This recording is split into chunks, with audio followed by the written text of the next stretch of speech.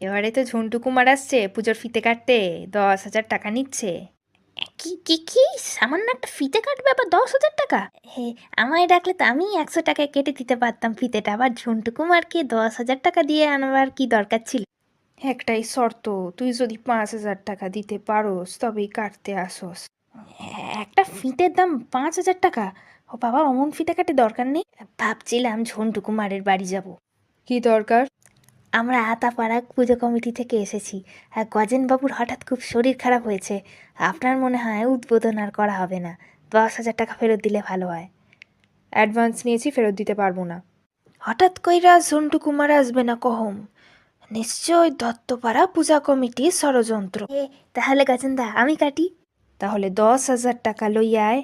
জন্টু কুমারের তো 10,000 টাকা যাইছে, তুই যদি দিতে পারোস তাহলে তোকে দিয়েই ফিতা কাটাম। দরকার নেই আর ফিতে কেটে